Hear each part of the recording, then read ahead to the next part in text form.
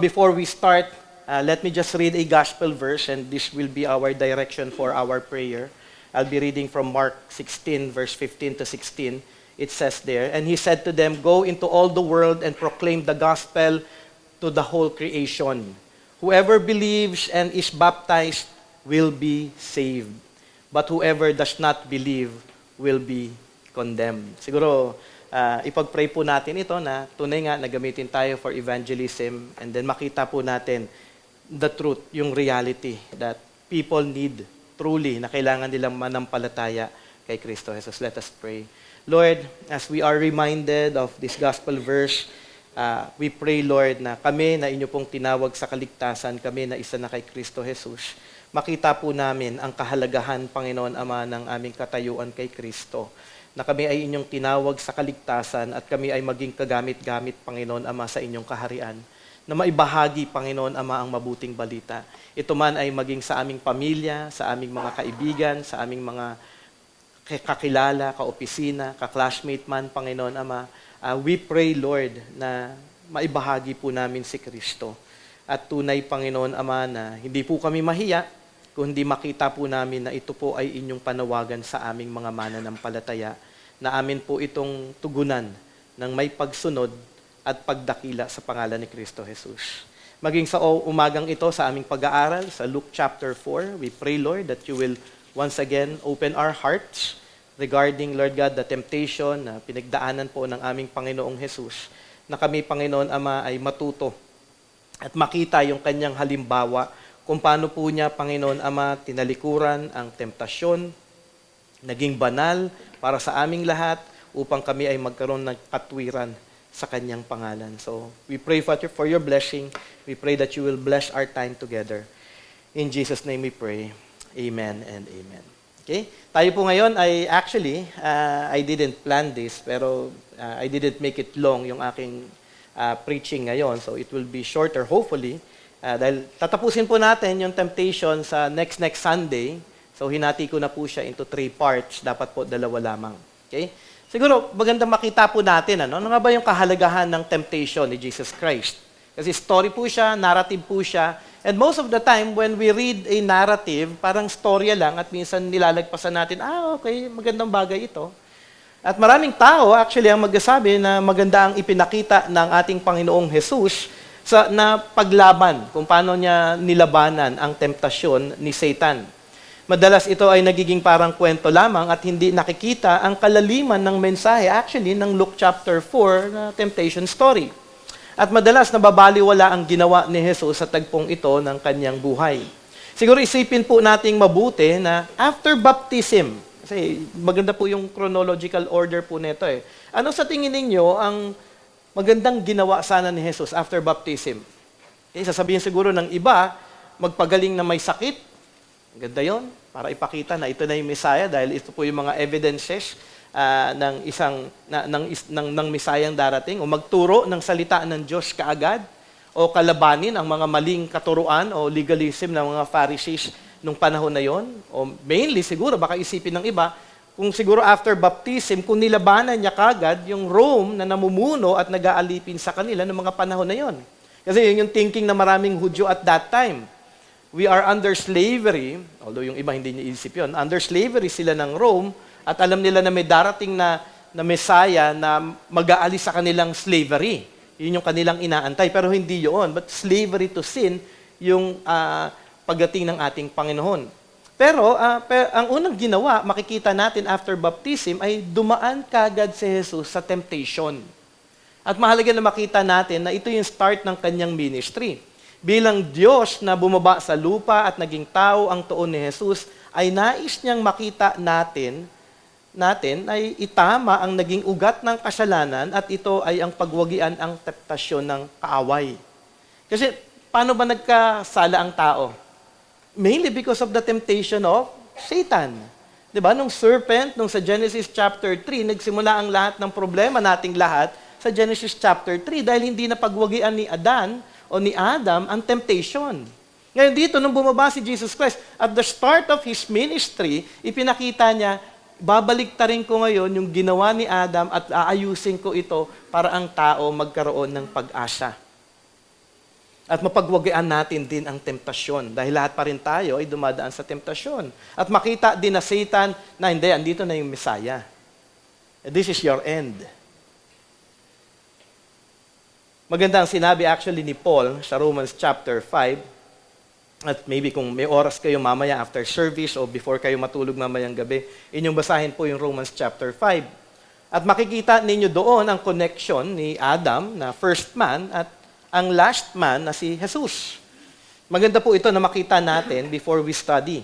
Aking babasahin lamang ang ilang verses para makita natin ang kagandahan ng ginawa ni Jesus na obedience na para sa ating kaligtasan. Basahin ko muna siya sa English version, sa ESV version, and then basahin ko din siya sa Filipino Standard Version para makita po ito ng lahat. Okay? Chapter 5 ng Romans 17, verse 17 to 19. For if because of one man's trespass, death reigned through that one man. Much more will those who receive the abundance of grace and the free gift of righteousness reign in life through the one man, Jesus Christ. So may contrast. Mahalaga na makita nyo dun sa verse 17 na ito, may contrast.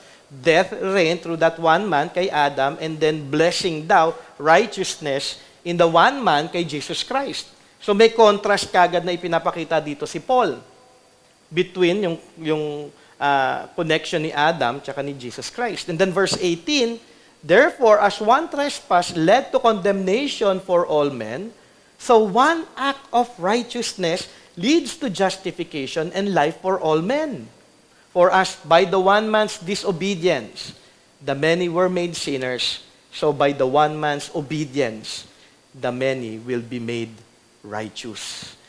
Napakaganda ho ng ginawa ni Kristo Jesus. Makikita natin kung paano niya, alam mo yon, binago ang history, kung paano niya nilabanan ng lahat ng ito upang tayo ay tunay na maging matuwid sa harapan ng ating Panginoong Diyos. Basahin ko in Tagalog version, in Filipino Standard Version. Sabi doon, sapagkat kung naghari ang kamatayan dahil sa pagsuway ng isang tao, okay, ito yung kay Adam, and then contrast with Christ, lalong higit ang nakamtan ng mga taong kinahabagan ng sagana at itinuring na matuwid ng Diyos.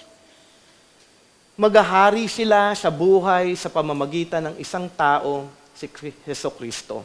Then verse 18, at kung paanong ang pagsuway ng isang tao ay nagbunga ng parusa para sa lahat, sa gayon ding paraan ang pagiging matuwid ng isang tao ay nagbunga ng pagiging matuwid at buhay para sa lahat. Sapagkat kung marami ang naging makasalanan dahil sa pagsuway ng isang tao, sa pamamagitan din ng pagsunod ng isang tao, maraming ituturing na matuwid. Pakaganda ng Tagalog, ano? Ibig sabihin, yung katuwiran natin na hindi ito nanggaling sa atin. Kung naging makasalanan tayo dahil sinunod natin ang ating mga sarili. Pero makikita natin ngayon dito yung kagandahan ng obedience ni Jesus Christ. So even in the temptation story, makikita natin na ginawa niya ang lahat ng ito for 40 days. Temptation. In the wilderness. And in the last day of that temptation, 3 pinakamatinding temptation ang pinagdaanan ni Jesus para sa atin. At inobey niya yun para tayo ay magkaroon ng katuwiran. So hindi maliit na bagay yung kanyang obedience. Ang tao kasi ang pananaw nila, hindi magiging obedient ako. No, wala po sa inyong kayang maging perfect obedient kay God. Si Jesus ang gumawa ng perfect obedience para sa atin. Kung ikaw ay mananampalataya at sinasabi mong nananampalataya ka kay Kristo, manampalataya ka sa kanyang naging perpektong buhay.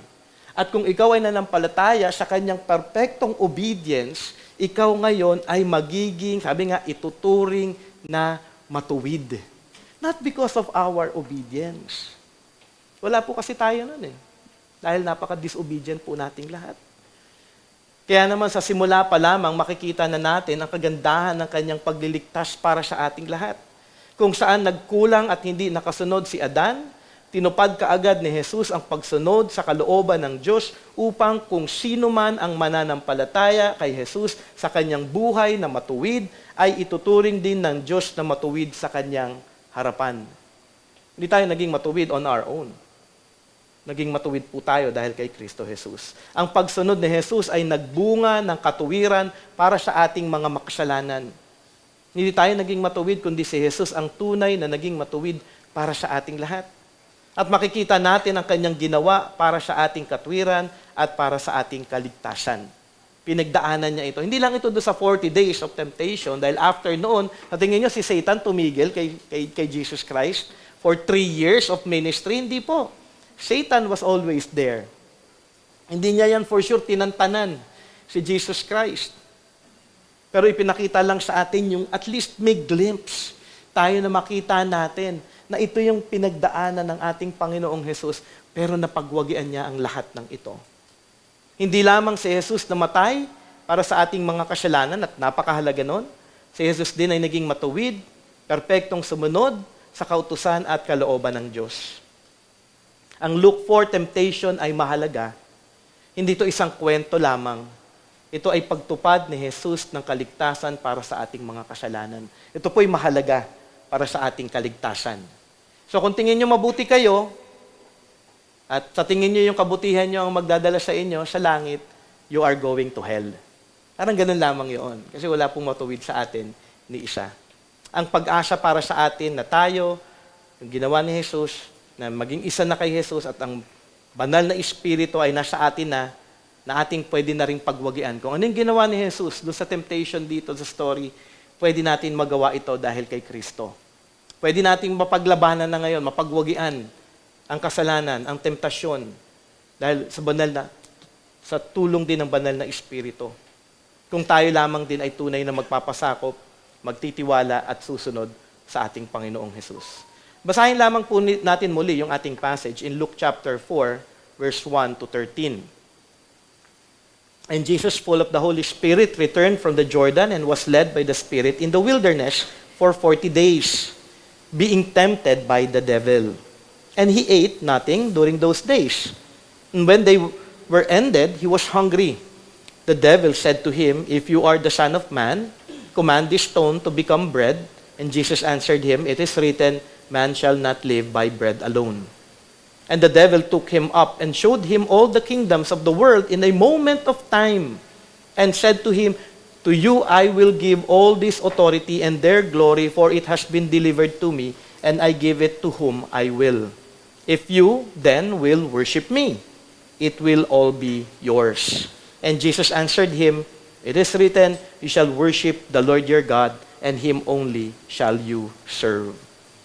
And he took him to Jerusalem and set him on the pinnacle of the temple and said to him, "If you are the Son of God, throw yourself down from here, for it is written, he will command his angels concerning you to guard you. And on their hands they will bear you up, lest you strike your foot against a stone." And Jesus answered him, "It is said, you shall not put the Lord your God to the test." And when the devil had ended every temptation, he departed from him until an opportune time. Siguro, after a few minutes. So, tignan lamang po natin ulit yung outline po natin. The setting, the 3 temptation. Nandito na po tayo sa 2nd temptation ngayon, and then Satan's retreat. So, aralin lamang po natin yung 2nd temptation. Hindi ko na po babasahin yung passage na ito. Pero yung pangalawang temptation po is, sabi ko nga, susundan natin yung headings ni John MacArthur sa kanyang commentary. Satan tempted Christ to doubt God's plan. So ito yung temptation na pangalawa. So yung una was to doubt God's love. Ating inaral ito last Sunday. Ngayon naman is to doubt God's plan. Kung inyong nabasa, actually, syempre may counterpart po ito, kaya po synoptic gospel. Isa po sa story na mababasa natin, yung temptation of Jesus Christ, makikita din po ito sa Matthew chapter 4. Okay? Itong inaaral po natin ngayon ay, sabi nga, itong temptation po na ito ay ikatlong temptation na ibinigay ni Matthew. Okay? Imbis na dapat pangalawa dito sa Luke, kay Matthew, sa kanyang narrative, okay, ito ay pangatlo. Kaya sabi ng maraming commentator patungkol dito, si Matthew daw ay in a chronological order yung kanyang ginawa. At iniba ni Luke yung kanyang paglalahad, at may 3 dahilan daw ito, sabi ni D.A. Carson sa kanyang commentary. Just for idea lamang po ninyo, no? Binago ni Luke yung kanyang order, nais ni Luke daw na maging huling bahagi yung temptation sa temple. Pwede din po yun. Okay? Or, maaari din daw, sinunod daw ni Luke yung Old Testament account kung ano ang naging experience nila sa wilderness. At number 3, nais daw ni Luke na i-highlight at maging huli yung do not put the Lord your God to the test. Para maging huling statement po daw yun dito sa narrative na ito. Ano man ang dahilan, di natin talaga malalaman kung bakit binago. At dahil kung kayo ay Christian, may privilege kayo ngayon pagka nakita nyo si Luke sa heaven. Luke, bakit mo binago? Si Matthew ito. Halika nga dito, Matthew. Bakit ikaw ganito yung sa temptation story mo? Ba't ikaw ganito? So praise God, dahil kung Christian ka, matatanong nyo si Luke in the future. Okay? Hindi naman po siya mahalaga, wala naman pong pagbabago dahil this is just a side note para at least dumaan man kayo dito sa inyong pagbabasa. Bakit nga magkaiba yung temptation story? Okay? So dito sa ikalawang temptation, ang tuon, nagbabago yung aking pinapakailaman nyo, no? Okay. So, nawala yung aking Okay. Dito sa ikalawang temptation, ang tuon ni Satan ay i-doubt ni Jesus yung plano ng Diyos para sa kanya. Kaya anong ginawa dito at sinabi ni Satan? Sabi nga sa Filipino Standard Version in Tagalog, dinala siya ng diablo sa mataas na lugar at sa isang saglit ay ipinakita sa kanya ang lahat ng kaharian sa sanlibutan. Sinabi sa kanya ng diablo, ibibigay ko sa iyo ang lahat ng karapatan sa lahat ng ito at ang kaluwalhatian nila sapagkat ipinagkaloob na ito sa akin. Maibibigay ko ito kanino ko man ibigin. Ganda ng temptation dito ni Satan, So, dinala siya sa isang mataas na lugar at pinakita lahat ng kaharian. Ibibigay ko sa iyo lahat yan. Lahat ng kaluwalhatian na nandiyan. At ibibigay ko ito kung sino man ang gusto kong pagbigyan. Later on, titignan natin yan. Kung tayo siguro ang ititempt na ganito, wow! Sky's the limit, di ba? Parang lahat ng kaharian sa'yo. Di ba? Ikaw yung magiging presidente ng lahat ng bayan. At kung tayo, actually, mahihirapan tayong talikuran yung temptation na ito dahil greedy tayong lahat eh. Okay? Gusto natin ito eh. Mukha tayong mundo eh.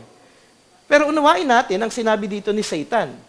Ang plano ni Satan, sabi ko nga, ay i-doubt ni Jesus ang plano ng Diyos para sa kanya. Ang temptation ay, huwag mo nang isipin ang plano ng Diyos para sa iyo. Mahirap pa ang pagdadaanan mo. Ito, ibibigay ko na sa iyo ang lahat ng kaluwalhatian ng mundo, lahat ng kaharian na nakikita mo, sa iyo na ang lahat, magiging pag-aari mo na ang lahat ng ito. So, ito yung temptation ni Satan. Na, walang suffering. Sa'yo na lahat. Bibigay ko na sa'yo lahat ng ito. Pero ang problema, ang in Scripture, kung ating pong titignan, may ipinakako po ang ating Panginoong Diyos para sa kanyang anak. Sabi po sa Psalm chapter 2, verse 7 to 8, I will tell of the decree, the Lord said to me, you are my son, today I have begotten you. Ask of me, and I will make the nations your heritage, and the ends of the earth your possession. So may pangako in Scripture para kay Jesus Christ. Alam to ni Satan, alam niya ang Bible, siguro maganda yung memory ni Satan, kabisado niya din ito, pero iti-twist niya ang lahat ng ito.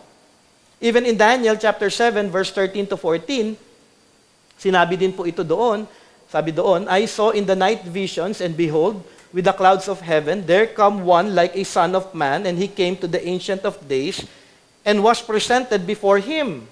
And to him was given, kanino daw ibinigay? Given dominion and glory and a kingdom, that all people, nations, and languages should serve him.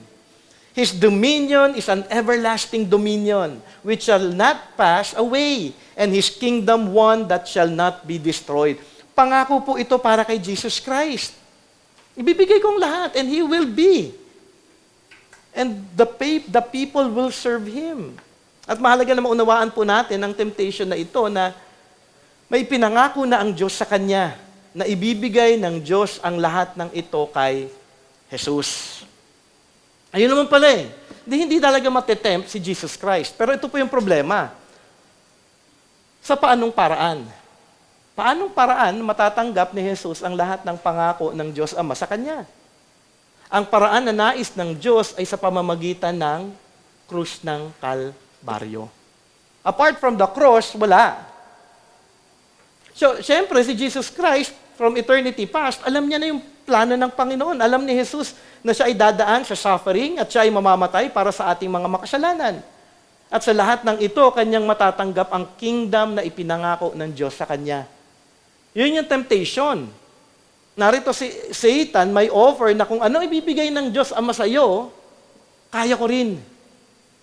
Walang suffering. Ang galing, di ba? At nakikita niyo siguro yung sarili nating lahat. Sarili ninyo. Ayaw kasi natin ng suffering eh. So yung temptation ni Satan, I'll give these things to you, walang suffering, magkasala ka lang. Alam mo yun, yung technique na parang hindi ka na magdusat, maghirap pa. Mandaya ka na lang. O kaya ibibigay ko lahat ng yan sa iyo. Kaya nga sabi dito ni Satan, ibibigay ko sa iyo ang karapatan sa lahat ng ito at ang kaluwalhatian nila sapagkat ipinagkaloob na ito sa akin. Maibibigay ko ito kanino ko man ibigin. Ang tanong, sa statement ni Satan na gano'n, kaya kong ibigay ang lahat para sa iyo. At kung kanino ko maibibigay ko ito. May kakapangyarihan nga ba si Satan na ibigay ang lahat ng ito kay Jesus? At maganda na makita niyo yung idea na ito, no?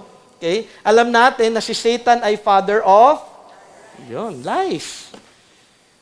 So it's always lie, hindi yan si Satan na magbibigay ng statement na parang, paniniwalaan ko ito. Kapag may temptation, palagi yan, may lie. So I'm teaching you wisdom. At lahat tayo, until now, nahuhulog tayo sa temptation kasi nagkakasala pa rin tayo. Pero itong pagkakataon na matutunan natin na the Lord is teaching us wisdom here. Any temptation that comes to us is always a lie. Kapag alam natin kung ano yung salita ng Panginoon at tapos may temptation na kumakalaban dun sa truth at plan ni God para sa atin, that is always a lie.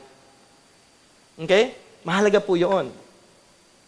Si Satan ay father of lies at sabi din po sa Bible, sabi doon sa John 12:31, now is the judgment of this world, now will the ruler of this world be cast. Totoo naman, kasi Satan is the ruler of this world, yung evil system. Okay? Kaya nga po yung mundo ay makasalanan. Nakita nyo ba yung mundo napakamabuti? Yesterday lamang po, may gay parade sa Quezon City. At tiniming po ng youth fellowship doon na ituro about homosexuality. Okay? They were parading. Last year, nagganon din po yung nangyari, nagulat po ang hierarch, kaya naipit silang lahat yata doon. Pero umulan. Pero kagabi yata hindi umulan, ano? Parang pinagbigyan yata sila yesterday. Dito ba maulan? Parang doon hindi. Nung afternoon, nakauwi si James, nakapaglakad si James pa uwi. So, nagtuloy yun, hindi ko na tinignan. Wala naman akong planong mag-usyoso doon. Baka mapatay pa nila ako. Pero yun nga kumbaga makikita natin na ang mundo napakamakasalanan. Napakamakasalanan po ng mundo. At ang sagot po sa pagiging makasalanan ng mundo, hindi po mabuting presidente. Kailangan po gospel. Hindi ko sinasabi na masama na may presidente. That's good. Wala naman po masama po doon. Pero don't put your hope in government. What the world needs, this evil world need, is Jesus Christ. And that is the gospel. So, kung ang mundo makasalanan, ang ruler neto, yes, ruler si Satan, ng evil system ng mundong ito. Pero God is the true ruler and sovereign in all things. At mahalaga na mapaalalahanan po tayo dito. Satan only receives the permission from what the Lord allows. Siguro maaalala niyo yung story ng Job. Walang kapangyarihan talaga si Satan. Okay, walang kapangyarihan si Satan na gawin yung kanyang gusto apart from the permission of God. So itong sinasabi dito ni Satan ay kalokohan lamang po. Pero tempting. At pwede din naman in some way. Okay? Parang kay Job din, di ba? Ipayagan mo ako na mawala ang lahat ng kanyang ari-arian, ika-curse ka niya. Di ba? Nawala naman lahat talaga. Ari-arian, namatay buong anak niya, ni Job, pero ano nangyari kay Job?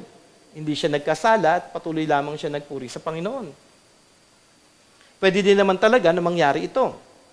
Philip Ryken, sabi nga niya in his commentary, and I quote, "But if Satan did rule the world for a time, it was only by God's permission, never by his own possession." Wala kasi siyang pag-aari. And even what was handed over to him in the power of sin was still under God's sovereign control.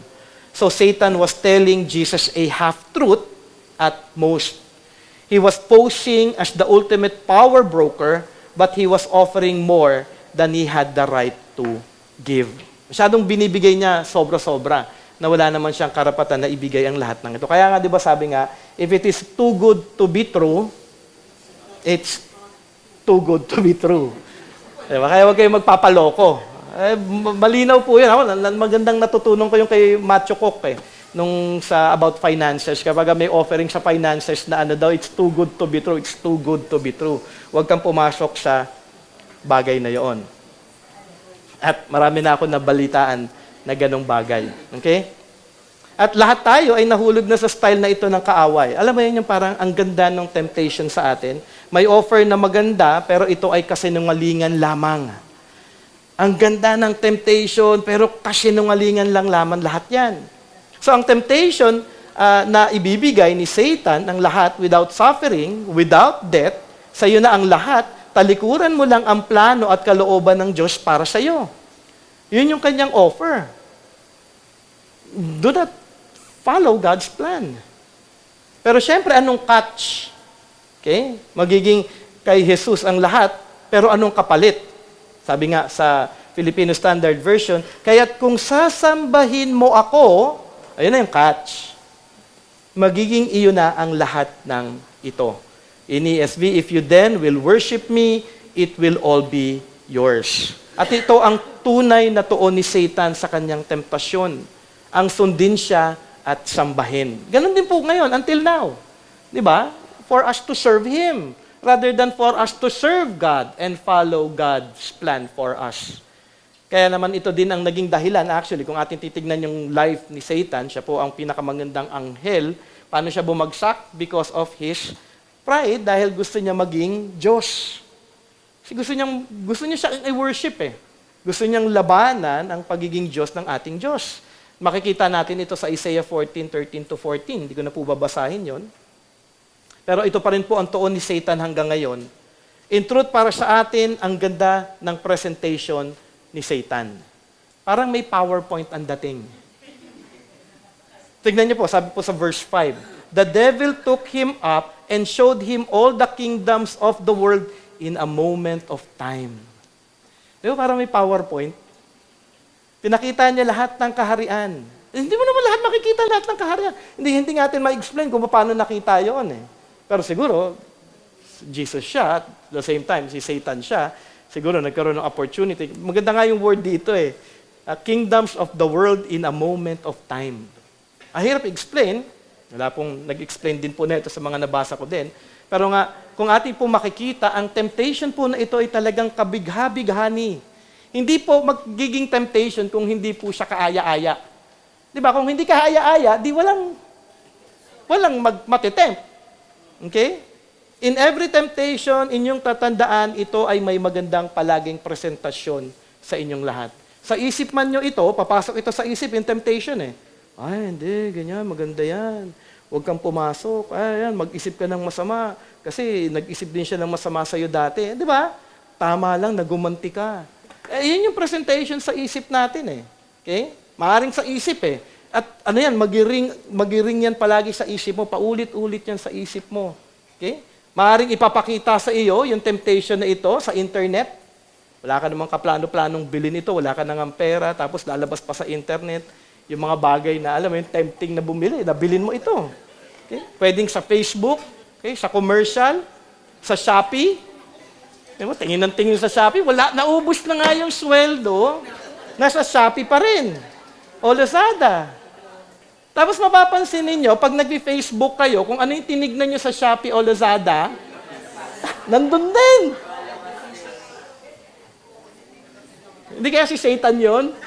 Hindi, sabi nga, algorithm daw yon. Okay, algorithm daw yon. Pero yun nga pa rin eh. Wala kang pera, imbis na ipambibili mo ng mas magandang bagay, okay, o kaya maitutulong mo sa mga kapatiran na mas nangangailangan, o kaya mas pang love offering mo for the church, ay, wag na lang. Maganda itong nasa Lazadang ito. Add to cart. Ay, napindot ko. Nakakatakot, ano? Pero ganun talaga eh. Temptation talaga, talagang ipipresent ito sa atin talaga in a way na ayaw natin.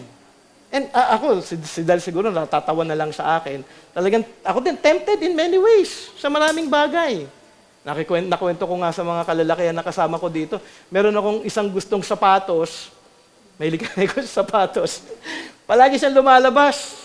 Tapos kunento ko pa kanila Lennox. Sinama ko pa nga si Del sa Adidas. Tapos sabi naman ni Del sa akin, hindi ka naman tumatakbo But I was really praying. I was praying, Lord, hindi nga ako tumatakbo, Lord God. Kaya ayoko tumingin sa Facebook Lalabas na naman si Adi Zero So, alam mo yun, temptation will always be there. It's not something na parang, alam mo yun, yung parang, hindi, ito yung temptation ko. Kahit anong pa pan yan, it will always be a temptation. Para talaga matempt ka na gawin ng isang bagay na alam mo naman na hindi ito plano ng Diyos para sa'yo. Hindi ito plano Kahit nasabihin mo may pambili ka, pero plano ba ng Panginoon talaga para sa'yo yan? O kaya kung meron kang mga gagawin sa buhay, plano ba talaga ng Panginoon para sa'yo yan? Pero si Jesus, alam niya ng malinaw ang plano at kalooban ng Diyos para sa Kanya. Yun yung dapat na makita po nating lahat, na magang malinaw sa atin kung ano ang plano ng Panginoon para sa ating mga mananampalataya. From eternity past, alam na ni Jesus ang Kanyang gagawin para sa kaligtasan nating mga makasalanan at hindi siya bumitiw sa Kanyang pinangahawakan. Makikita natin na hindi natinag si Jesus kahit na alam niya na may suffering at kamatayan man siyang haharapin. Hindi natinag si Jesus. Kahit ibigay mo pa sa akin, pagdadaanan ko pa rin ang lahat ng suffering at ang kamatayan dahil ito ang plano ng Diyos para sa akin. Alam niya ang tamang sagot sa salita ng Diyos sa temptasyon na i-doubt niya ang plano at kalooban ng Diyos para sa kanya. At ano yung kanyang kasagutan? Actually, kinuha niya ito sa Deuteronomy 6 verse 13. Sabi doon, "It is the Lord your God, you shall fear, Him you shall serve, and by His name you shall swear." Luke chapter 4, sabi nga doon sa verse 8, "And Jesus answered him, it is written, you shall worship the Lord your God, and Him only shall you serve." So ang temptation, i-doubt yung plano ng Panginoon para sundin si Satan at i-worship siya. Sabi ni Jesus Christ, "No, I will not doubt God's plan, and I will only worship God and serve Him."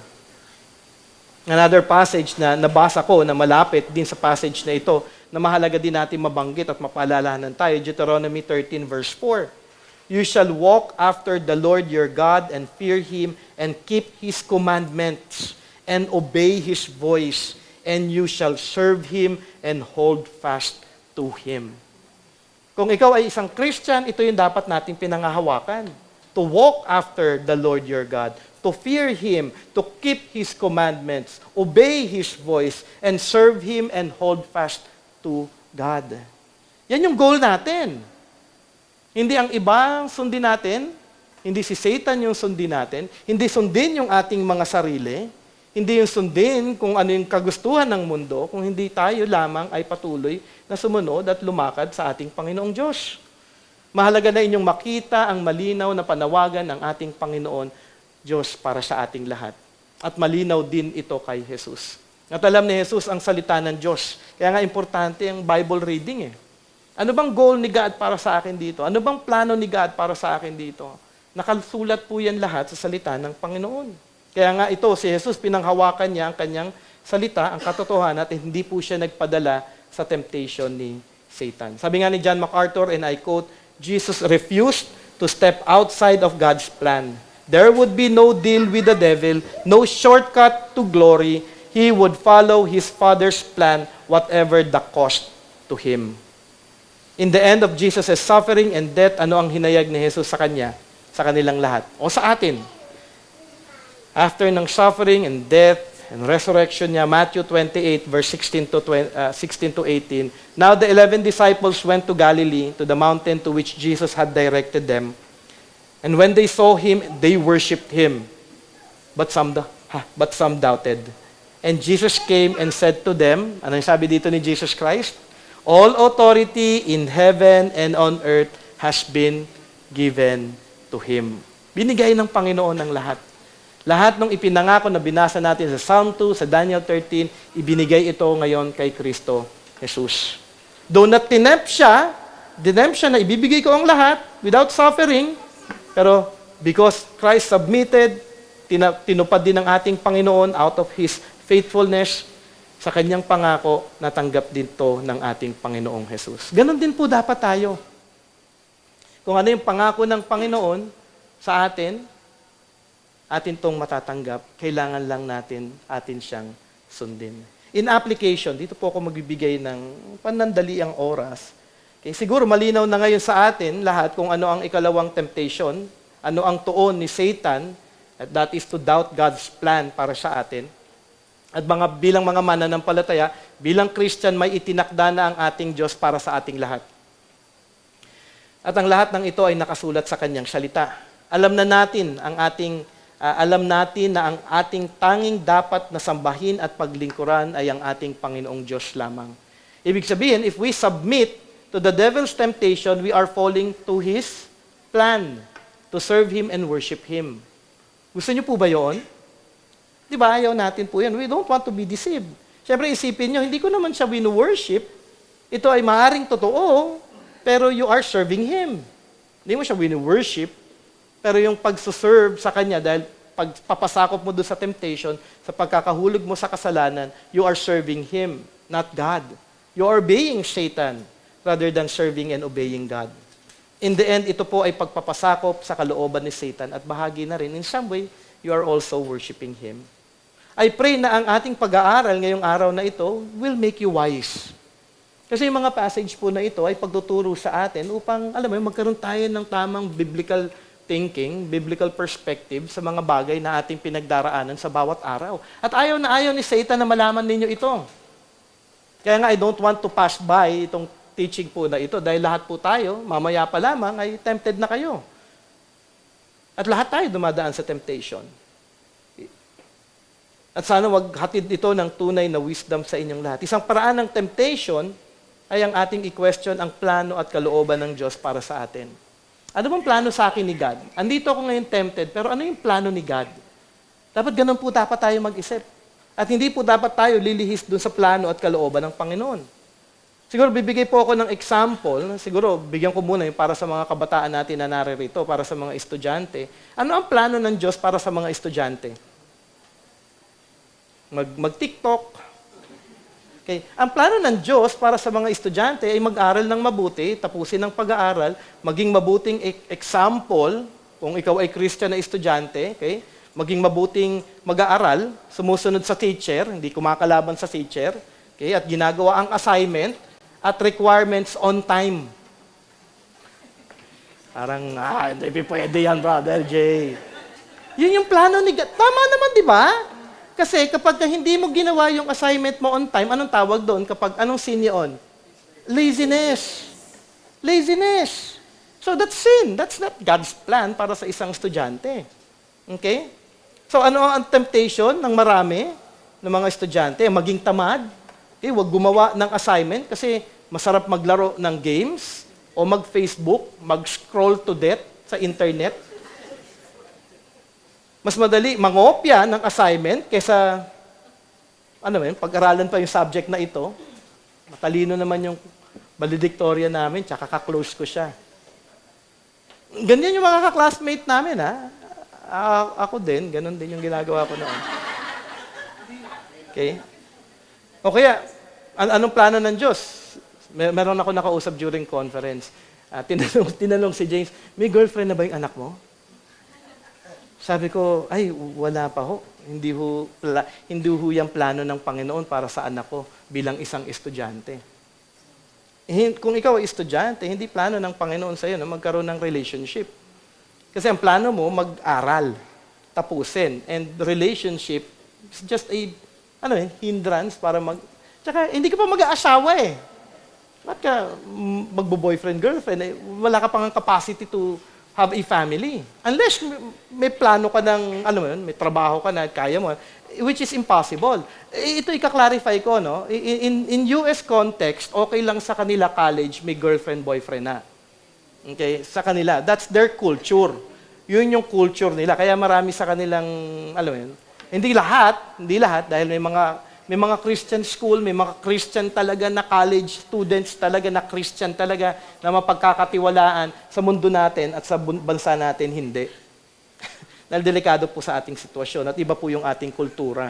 Actually, our age right now here in the Philippines it's the age of sexual sin. Iba na po ang panahon ngayon. That's why we are to guard. To guard them. Kasi a lot of children, alam niyo ba, 12 years old, 10 years old, into fornication. You don't know that. I hear that. I know that. Nagtatanong ako regarding that. Lalaki din ako, dumaan din ako sa mga sitwasyon na gano'n. Kaya nga nakakatakot. Kaya nga, anong plano ng Diyos para sa estudyante? Tapusin niyo yung pag-aaral ninyo, magtrabaho kayo ng marangal, mag-serve kayo sa church, maging Christian kayo, and then mag-asawa kayo dahil ready na kayo. Okay? At binabahagi ko ang lahat ng ito dahil ito ay bahagi ng ginagawa ng kaaway na i-tempt kayo mga estudyante na hindi gawin kung ano ang plano ng Diyos na mabuti para sa inyo at makakaluwalhati para sa Kanya. Iti-tempt kayo eh. Okay? Ano ang plano ng Diyos para sa mga employee? Marami pong mga employee dito na maging tapat, maging masipag sa pagtatrabaho, ipakita ang karakter ni Jesus. At ang priority pa rin ay ang church at ang paglago sa wangis ni Jesus. Yun yung plano ni God. You work not to be rich. You work because you need money. Importante po ang pera eh. Hindi ko sinasabing hindi importante ang pera, pero hindi siya dapat maging greed na makakalimutan mo na yung church. Hindi ko sinasabing masama maging mayaman. Hindi po kasalanan maging mayaman. Kapag naging mayaman ka at controlled ka ng money, doon nagiging kasalanan. Kasi may mga tao talagang mayaman eh. May tao talagang mahirap. Yun yung lahat na ibinigay ng Panginoon. Wala po tayo magagawa doon. Pero ang katanungan, sino ang priority mo? Walang problema magtrabaho na masipag. Pero dapat nandito pa rin kayo sa church. Nag-serve po kayo. Ang temptation is to be greedy. Na ang target is promotion, not Christ-likeness.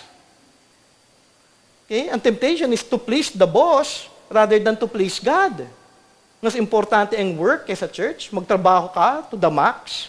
Kung Christian naman, alam naman na ang importante ay ang priority ang Sunday. Hindi mo pwedeng ipagpalit ang Sunday sa work.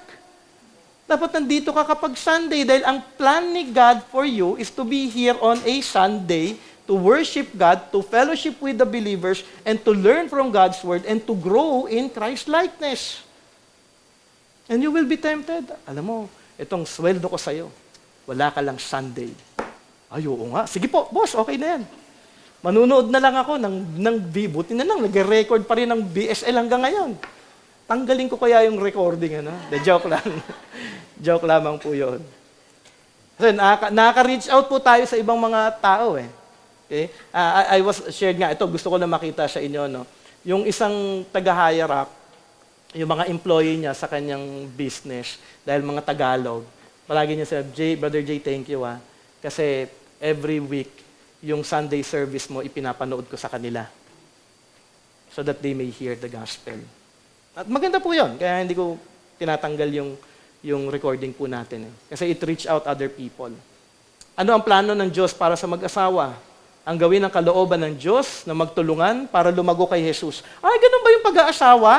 Hindi ba dahil love namin ng isa't isa? Yeah, love ninyong isa't isa. Pero kaya may mag-asawa para magtulungan kayo na lumago kay Kristo. Kung hindi po yun yung goal ninyo, mali na po kagad ang relationship ninyo.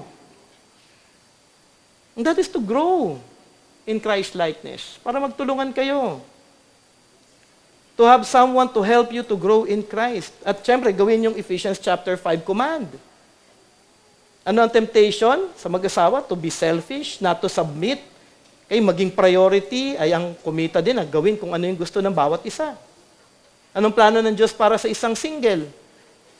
At may plano ang Panginoon para sa single, ha? Makaisipin. You read 1 Corinthians 7. Kaya nga actually gusto ko talagang ituro yung 1 Corinthians noon pa eh. Kasi ang daming isi-sweep out ito eh. Pero after my MA, tapusin natin yung 1 Corinthians na yan. Okay? Sinasabi, singleness is a gift.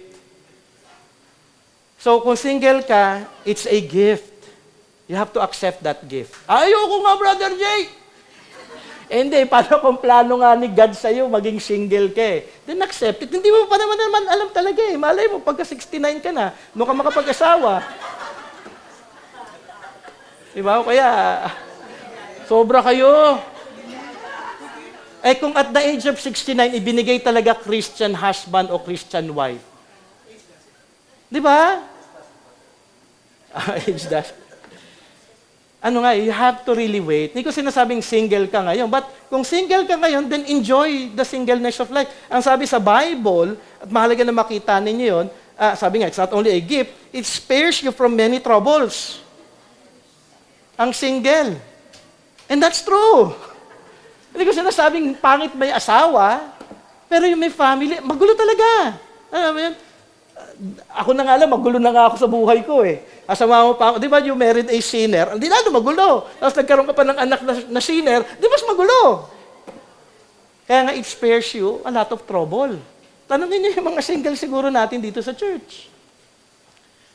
And then singleness, sabi nga sa 1 Corinthians 7, singleness is meant for full devotion for God's work on how to please the Lord.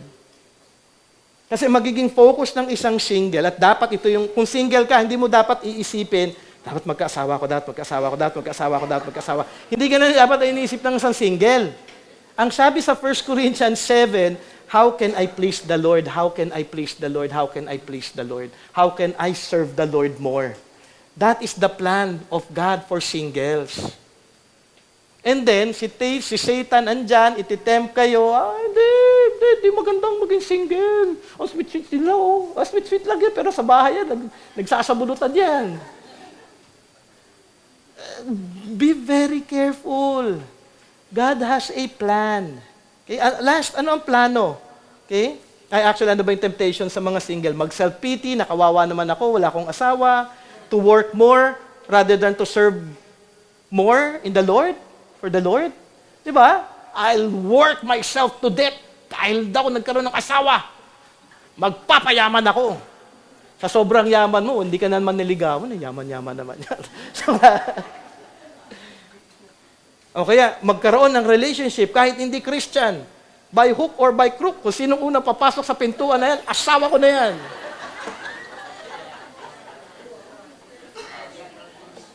And last, anong plano ng Diyos para sa parents?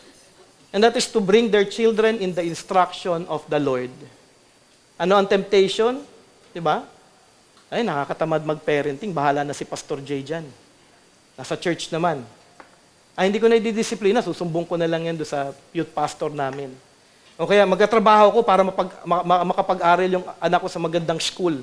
Pero napabayaan naman, hindi nabibigyan ng instruction yung kanyang anak. Okay? At ang plano niya para sa anak niya, yumaman. Anak, dapat ganito ka para yumaman ka.